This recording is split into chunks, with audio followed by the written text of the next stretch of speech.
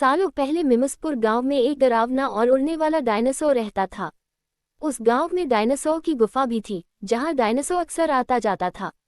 वह डायनासोर इतना खतरनाक था कि उसके मुंह से आग भी निकलती थी। हर महीने वो डायनासोर गांव में उड़ते हुए मुंह से आग निकालकर गांव के कई घरों को जला देता था। ऐसे ही हर महीने उस गांव के कई घर और खेत जलकर राख हो जाते थे। हर तरफ उस डायनासोर का डर था। अपने गांव के लोगों को इतना परेशान देखकर राजा ने उस डायनासोर को मारने का फैसला लिया। उन्होंने उसकी गुफा में 10 से 12 सैनिक भेजे। कुछ सैनिकों ने जैसे ही डायनासोर पर चाकू से हमला किया, तो वैसे ही डायनासोर नींद से जग गया और सारे सैनिकों को मार दिया। राजा जितनी बार भी सैनिकों को गुफा में भेजते, वो डायनासोर मुंह से आग निकालकर सभी को खत्म कर देता।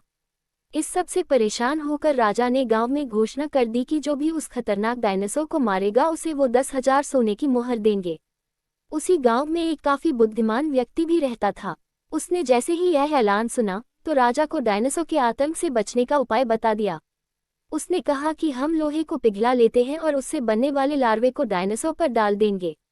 गर्म लार्वे से बचने के लिए जैसे ही डायनासोर उड़ने लगेगा, तो पत्थरों से टकरा जाएगा और उन्हीं के नीचे दबकर उसकी जान निकल जाएगी।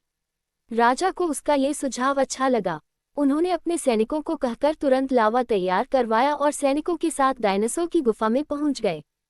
फिर ठीक वैसा ही किया जैसा उस बुद्धिमान व्यक्ति ने राजा को करने के लिए कहा था।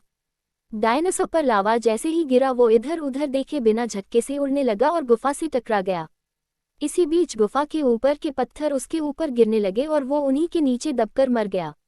ऐसा होते ही राजा और पूरे गांव को राहत मिली और राजा ने इस तरकीब को सुझाने वाले व्यक्ति को 10,000 सोने की मोहर इनाम में दे दी और अपने यहाँ मंत्री के पद पर भी उसे नियुक्त कर लिया।